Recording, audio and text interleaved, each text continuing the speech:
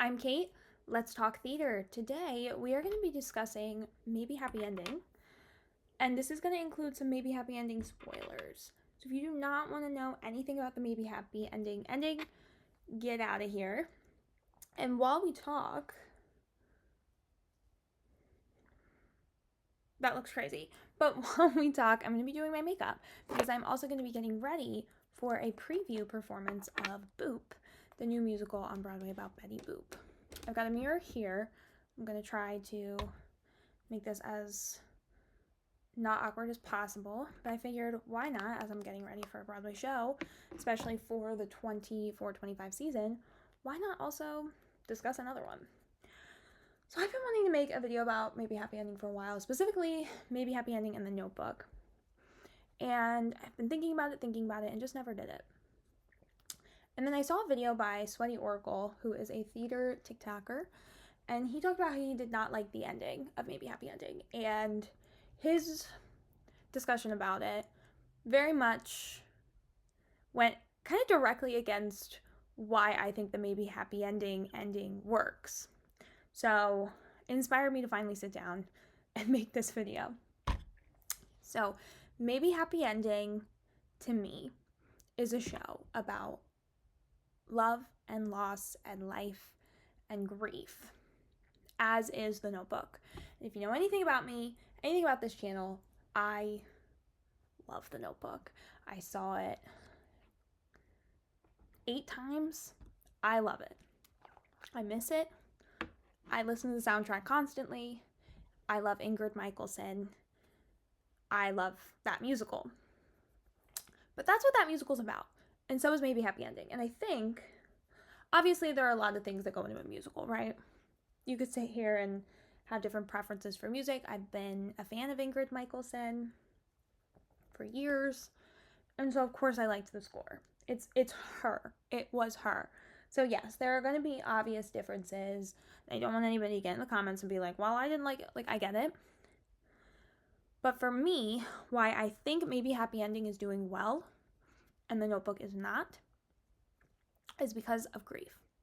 Because our society hates it, does not want to deal with it. And the fact that Maybe Happy Ending is using robots and not people that remind you of your grandmother and your grandfather, not people that remind you of your parents, it softens the blow because it is telling such a similar story. But I think The Notebook was too straightforward and we're not there yet. I do think that when The Notebook, and it better be, and if it's not, I'm saving my money right now to produce it. I'm totally gonna get tens of millions of dollars by the time it's ready for revival, don't worry. I think that if The Notebook gets revived in like 10-15 years, it will do better. Because all the emotionally stunted boomers and Gen Xers will be out of here, be older. But the therapy millennials and Gen Z, they're going to have more buying power. They're going to be the demographic. And I think that it will really thrive. Like, I think to a certain extent, some people are just never going to want to see a musical that is that level of sad. And especially sad in a way that everybody relates to, right? Like, you could see Redwood, the musical, and see a show about grieving, and it wasn't as on the nose, but it was about grieving and the grieving process. And what's the word for it? Out of order deaths. They're called out of order deaths because they're not normal, right? And so it's like, that's obviously a real fear for many people, right, is to lose a child, but you aren't putting yourself in those shoes necessarily. Yes, obviously people have had that experience, but the average person in the audience probably has not. Every single person in the audience for The Notebook will lose people they love because it's so, even though it's so specific, it's also so general. Every single person will put themselves in the shoes of the people in The Notebook, and that is a devastating thing. I'm trying to pick what color I want to do. I try to do fun colors when I go to a Broadway show and try to keep it on theme. But red eyeshadow for Boop feels insane. I guess we could do pinky with just a little bit of red. Life's about taking chances. It's fine. We'll figure it out. We will figure it out. We're committing.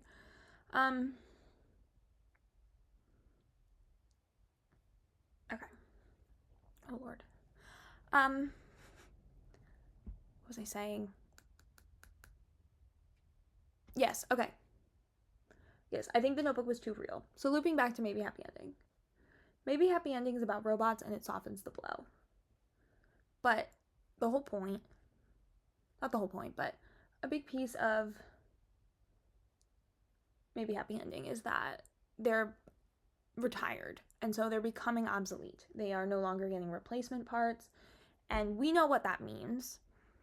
We've all had a really old iPhone eventually crap out on us.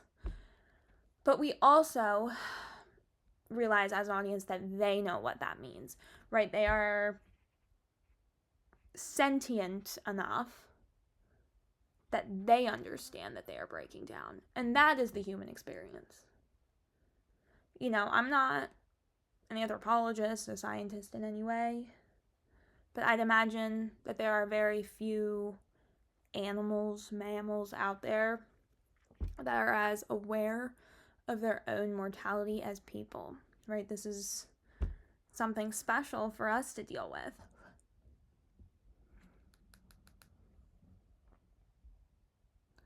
And so to see robots doing that, right? And I think that that's sort of, again, we're thinking about the Notebook and using the Notebook as an example because it's a recent show that did okay, but didn't last a full year. But that's also rooted in more reality, right? You kind of had this mix of the husband seeing that the woman has Alzheimer's, knowing, but then the woman doesn't sometimes, right? She was more or less, that's intense, more or less aware of her condition, which makes sense in the context of the disease. And so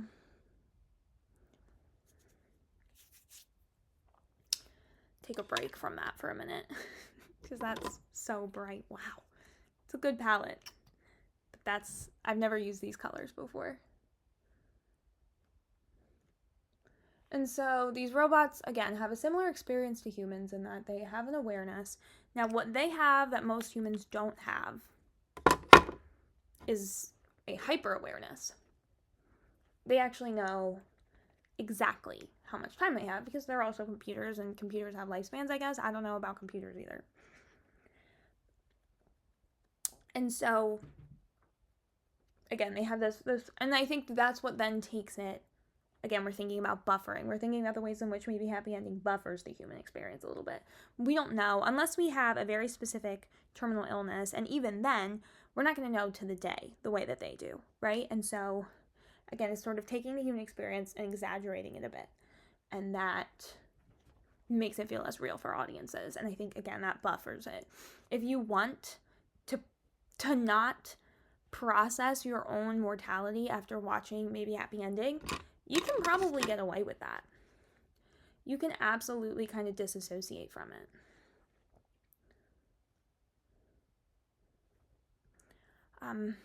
And so getting into a little bit then, again, Sweaty Oracle's video about like thinking that one of them should die. No, I disagree because, again, I think that then it's just like, oh, we're just watching the Notebook. And like, I know they both die at the Notebook, but again, that's too, a robot dying is sad. Is that what WALL-E's about? I've never seen that. But it's not a person. What I think holds more reality and what I think packs more of a punch is the ending that we have. Is this idea that they are choosing, well, at least one of them is choosing to live with the knowledge that they will lose this person they love and accept that, because it's worth having the time, having the relationship, having the love, even though they know exactly when it'll be over. And that is the human experience. We fall in love with people, we hold people in our lives, knowing that they will be gone. And that is what always devastated me about The Notebook.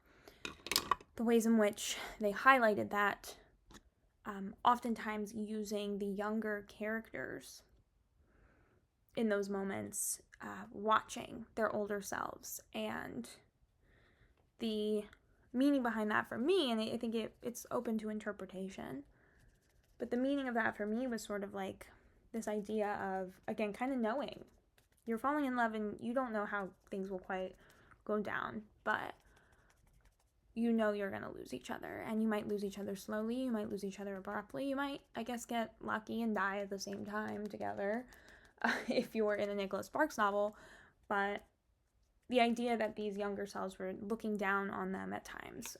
In the song Home, when she starts to remember him, she freaks out, right? They get separated. Each couple, the young couple and the middle couple, are looking down upon them and watching this unfold. And that always, I'm gonna cry thinking about it. I'm so unwell. That always devastated me, because it's not something we can do, right? And so it carried that artistic value for me. But it's also something that, again, reminds me of this idea of, like, we go into these relationships knowing, not necessarily at the forefront of our brains, but somewhere deep inside the back of our brains, we know that that's how it's going to go, right? And that is very upsetting. And again, it's less upsetting when it's a robot. And so I think that is why ultimately maybe Happy Ending is going to do very well. And again, there's other things, but I'm thinking from a societal level, like, people are terrified of grief. I couldn't even begin to explain to you, in working with people who are grieving, the things that they tell me other people have told them. The things that people say to people. Is this gross to watch? Yeah, I'm gonna cut this out. I don't want. Is that fine? No, it's fine. Okay. The things that people say to people who are grieving, the expectations that sometimes the closest people in your life, the most devastating losses that we could ever think of. And you have people in your life who are, like, wondering when you're gonna get over it. Why are you still sad? You need to stop crying. You need to move on. Like, it's insane. And so I think most people cannot handle a Notebook. Most people cannot handle, they don't want to think about their parents, their grandparents, themselves. And I think it's important. I think, we can't think about our mortality every day. Like, to a certain extent, it is a protective measure that we don't. You can't live waiting for that. But sometimes we need that reminder so that it's realistic, and we need to make the right choices for ourselves. And if we act like we have unlimited time and that the people around us will always be there, we don't necessarily make the right choices. And so, again, this is something that's always just sitting somewhere deep in our brain, and I think it's healthy to let it out every once in a while. And sometimes that happens, right? Somebody in your life passes, or somebody in, like, some, a friend of a friend, or a celebrity, a friend's family member. You kind of have this adjacent experience, and it reminds you. And again, I think a lot of people run from that. A lot of people experience grief and unfortunately realize who their real friends are, because it's so common for people to hide away from it instead of sit with the discomfort of their own mortality. And again, I'm not saying it's ever going to be comfortable, but there's a certain amount of acceptance that I think is necessary, and that is why I think a show like The Notebook will do well one day.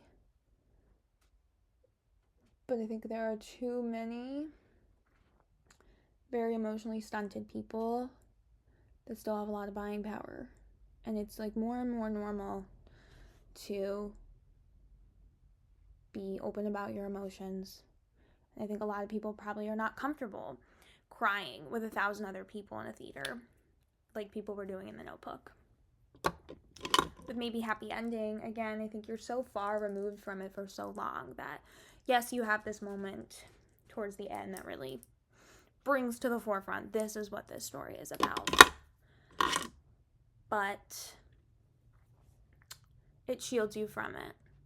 So you have that cry towards the end, maybe, but you're not. I was spending the entirety of The Notebook bawling my eyes out because it was so in your face. And again, I love The Notebook. I'm thinking more about, why didn't other people necessarily love it? And I think Maybe Happy Ending is telling the same story at its core. And I love Maybe Happy Ending. I've seen it twice. I'd love to go again. But I do think it's important that the ending is the way that it is. And again, I'm kind of purposely not getting super into it because to get too into it, I feel like ruins details. And so I'm trying to skirt around it because even if you don't mind spoilers, like go see the show. But this idea that, again, this awareness that we will lose the people we love, but we love anyway. It's not new, it's not fresh. They didn't invent it, none of these shows did. But I think it's continuing to kind of find the way in which we tell that story in a way that's palatable enough, but also rooted in some realism. I think it's important. It reminds me of, so I mentioned Redwood, an Idina Menzel musical. The other Idina Menzel musical that I saw a decade ago when she was on Broadway last was If Then. And there's a song called What Would You Do? And it always made me lose my mind. And it's this idea of, if you knew, I think the lyrics are, if you met him tomorrow and knew you would lose him, if you saw him and saw all the hurt you would know, would you hold him while you had him or let him go? That song makes me cry on demand. I'm tearing up right now. I can feel it behind my eyes. But, right, it's this sentiment of, really, we do know. We don't know how much time we'll get and how things will go, but we know it doesn't last forever in one way or another, and that's the risk we take. And that, at its core, is Maybe Happy Ending. It's a little more palatable. It feels a little more okay, I think, to sit with those feelings. And again, I think it's an interesting thing to think about in terms of there are a lot of shows making us sit with those feelings right now. And that's something to ponder. Why do we need that? Why do creatives think we need that? I think we need that. Again, I know we have a problem with grief in this society. So tell me your thoughts below. I would love to know your thoughts. Again, I hope I did an okay job of kind of acknowledging spoilers without being too spoilery. If you get the chance, go see Maybe Happy Ending. Best of the season for me so far. Absolutely love it. It's doing important work in a lot of ways. This is just the thing I wanted to harp on a little bit more, especially working very closely with grief in my professional life at times. I really appreciate efforts like this. Let me know what you think of Maybe Happy Ending, of The Notebook, of Redwood, of If Then, of these stories of grief, these stories of loss and love and life. Let me know your thoughts below. If you could like and comment and subscribe and do the YouTube things, help my channel out. Follow me on other social media at Theater Kates, and I will be here next time to talk theater. And as I said, this is a boop look, so I will also probably make a boop video, so stay tuned. Bye.